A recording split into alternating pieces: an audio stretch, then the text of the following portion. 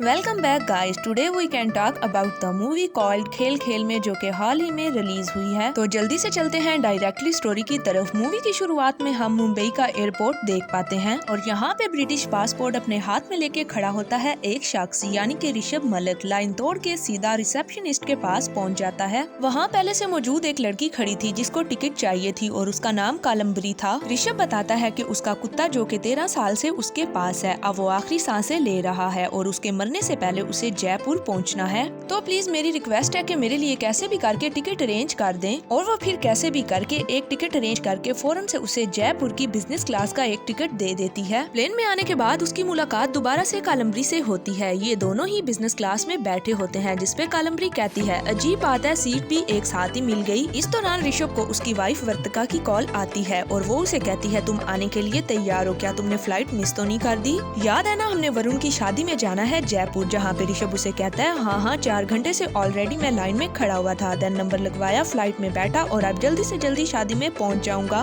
कालम्बरी जब ये सारी बातें सुनती है तो कहती है कि आपने झूठ बोला, मेरा कुत्ता बीमार है और मरने वाला है और लाइन भी तोड़ के आपने चीटिंग की। फिर ऋषभ बताना शुरू करता है जिस शादी में मुझे जाना है मेरी बीवी मतलब के दूसरी बीवी के भाई की शादी है। अगर मैं मिस कर देता तो लाइफ टाइम मुझे ताने मारती, गालियाँ देती, फिर घर में झगड़ा होता और फिर मुझे इतने सारे झूठ बोलने पड़ते। तो इन सबसे बेहतर है कि मैं एक झूठी बोल लूं। और बातें करते करते इन दोनों में दोस्ती हो जाती है, जहाँ पे ऋषभ बताता है कि उसकी पहली वाइफ रश्मि अपनी बेटी को जन्म देने के बाद एक एक्सीडेंट में मर गई थी और अब वो अपनी बेटी और अपनी दूसरी बीवी के साथ रहता है। दूसरी तरफ हम वर्तिका को देख पाते हैं जो कि शादी में जाने के लिए पैकिंग वगैरह कर रही होती है। वो अपनी सौतेली बेटी यानी कि ऋषभ की पहली वाइफ से जो बेटी हुई थी अनाया, उसके पास जाती है और उससे पूछती है क्या आज तुम कहीं जा रही हो? जिसपे अनाया का कहना था कि आप लोग वैसे भी शादी में जा रहे हैं तो मैं अपने दोस्त रोहन के घर उसकी बर्थडे सेलिब्रेशन में जा रही हूँ। वर्तिका उसको समझाती है कि तुम हमारे साथ शादी में चलो, जिसपे अनाया को गुस्सा आ जाता है और वो उसको ताना देती है कि तुम मेरी माँ बनने की कोशिश ना करो, मुझे पता है कि मुझे क्या करना है।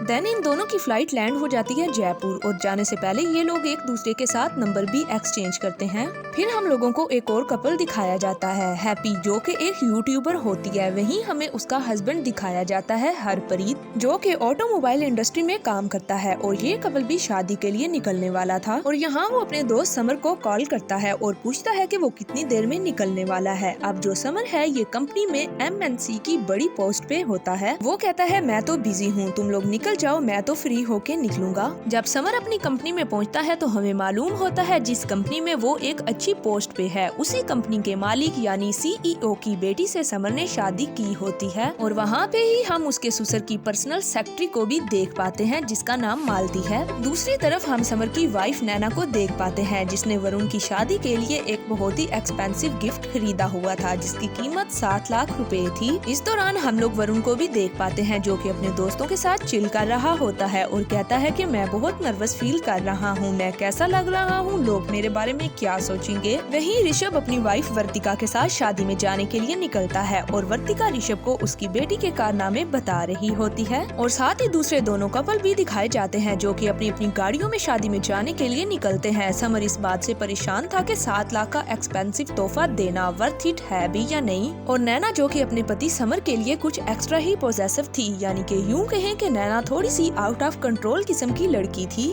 थर्ड पे हमें वो गाड़ी दिखाई जाती है जिसमें हैप्पी और हरप्रीत का कपल होता है। हैप्पी हरप्रीत से बात करने की कोशिश करती है लेकिन हरप्रीत का तो मूड ही ठीक नहीं होता और इस वजह से वो गाड़ी में लगे म्यूजिक का वॉल्यूम इंक्रीज करता रहता है। और इस कपल का मसला था बच्चा। शादी को काफी टाइम हो गया था और सासू माँ हर टाइम हैप्पी को ताने देती रहती थी। तो तीनों गाड़ियों में मौजूद तीनों कपल्स की कहानी मुख्तलिफ थी। देन तीनों कपल पहुंच चुके होते हैं शादी में और साथ ही इनका एक और दोस्त कबीर भी इनको ज्वाइन करता है जो कि सिंगल था। रात के वक्त पार्टी चल रही होती है। ये सभी दोस्त खाना खा के सोचते हैं कि चलो थोड़ी सी अब अपनी पार्टी ही कर ली जाए। तो ये सभी दोस्त पहुंच जाते हैं ऋषभ के रूम में और यहाँ ये सभी अपनी वाइन पार्टी एंजॉय करते हैं और ये लोग सोचते हैं कि टाइम पास करने के लिए कुछ खेल खेला जाए। खेल में होता यूं है कि इन सभी के मोबाइल टेबल पे रख दिए जाते हैं और अकॉर्डिंग टू गेम रूल्स कोई शख्स भी पूरी रात अपना फोन टेबल से नहीं उठाएगा और सुबह तक अगर किसी के मोबाइल पे मैसेजेस या कॉल्स आती हैं तो वो पब्लिकली सारे दोस्तों में शेयर होंगी। और इस वक्त यहाँ पे ऋषभ, समर, हरप्रीत ये सब लोग अपनी बीवियों के सामने थोड़े थोड़े परेशान नजर आ रहे थे, जबकि लेडीज यानी कि इनकी बीवियां काफी एक्साइटेड नजर आ रही थी। अपने अपने शोरों के मैसेज मैसेजेस और कॉल्स चेक करने के लिए।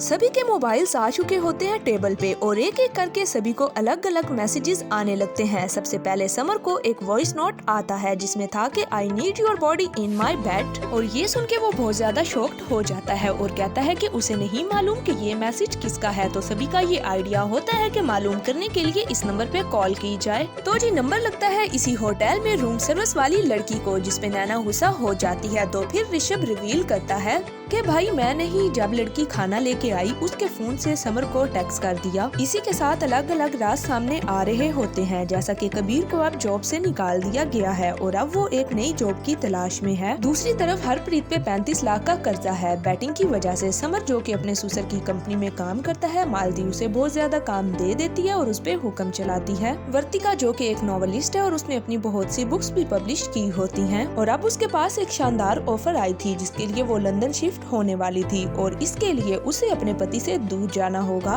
और वैसे भी 3-4 माह से इनके बीच अच्छी बन नहीं रही थी, तो ये दोनों अलग होने का सोच रहे थे। अब यहाँ पे हमें इनकी एक बैक स्टोरी भी दिखाई जाती है कि वर्तिका की एक बुक पब्लिश हो चुकी थी और उसी बुक की वजह से वो काफी फेमस हो चुकी थी। ऋषभ जब वर्तिका को देखता है तो पहली नजर में ही उसे वर्तिका से प्यार हो जाता है। फिर ये लोग एक होटल में मिले और ऋषभ ने उसका बिल पे कर दिया। इन दोनों के दरमियान अच्छी खासी दोस्ती हो गई। इसके बाद ऋषभ ने अपनी बेटी अनाया से इसकी मुलाकात करवाई और ऐसे ही इनकी दोस्ती पक्की हो गई और फिर इन्होंने शादी कर ली। मूवी में ट्विस्ट तब आता है जब हरप्रीत के पास मैसेज आने वाला था गुड नाइट का विद फोटो, और वो अपना फोन कबीर के साथ एक्सचेंज कर लेता है ताकि वो हैप्पी से बच जाए। और जब मैसेज आता है तो ये लोग कबीर का फोन समझ के उसको उठा के देखते हैं और उसको तंग करते हैं कि ये लड़की कौन है जो तुम्हें रात के इस वक्त मैसेज कर रही है। और इसी बीच कबीर के असली वाले फोन पे मैसेज आ जाता है जो कि हरप्रीत ने एक्सचेंज कर लिया था। हरप्रीत मैसेज पढ़ता है जिसमें लिखा था कि तुम कहाँ पर हो, मुझे तुमसे मिलना है। अब जैसा कि रात को 1:30 बज चुका था और इस वक्त मिलने के लिए बुलाना नॉर्मल नहीं लग रहा था। सब लोग इसको कहते हैं कि तू मना कर दे, इस वक्त मैं नहीं मिल सकता। अब यहाँ पे एक्चुअली कबीर को उस बंदे को रिप्लाई करवाना ही नहीं था, लेकिन जैसा कि फोन हरप्रीत के पास था तो वो रिप्लाई कर डालता है और मैसेजेस पे जो मनोतरा नाम का आदमी था रिप्लाई करने से वो तो पीछे ही पड़ जाता है। और वो फिर से मैसेज करता है और कहता है मुझे तो तेरे से अभी के अभी मिलना है क्योंकि मैं तेरी किसी को बुला नहीं पाया। इस बात को सुन के हैप्पी बहुत परेशान हो जाती है। हैप्पी सोचती है कि हरप्रीत तो मेरे से प्यार ही नहीं करता और ये तो लोंडो के चक्कर में ही पड़ा रहता है, तो ये एक बहुत बड़ी मिसअंडरस्टैंडिंग हो जाती है। दूसरी तरफ समर के मोबाइल पे मालती का एक मैसेज आता है जिसमें लिखा था कि तुम शादी में बिजी हो गए, मगर अब मुझे तुम्हें वीडियो कॉल करके एक नेकलेस दिखाना है जो तुमने आज से 2 दिन पहले मेरे लिए जापान से मंगवाया था, और वीडियो कॉल पे तुम मुझे नेकलेस में ही देखोगे। और ये मैसेजेस सब सुन चुके होते हैं। समर की वाइफ काफी हाइपर हो जाती है और फिर जोर जोर से रोने लग जाती है। इसी बीच काफी लोगों के राज एक दूसरे के सामने आते हैं। इसी दरमियान कबीर को ये बताना पड़ता है कि मैं एक गे हूँ। जो बंदा मैसेजेस कर रहा था वो हरप्रीत को नहीं बल्कि मुझे कर रहा था। वो मुझसे प्यार करता है और मुझे मिस कर रहा था। और हैप्पी सोच रही थी कि मेरा बंदा लोंडो के अंदर ज्यादा इंटरेस्टेड है।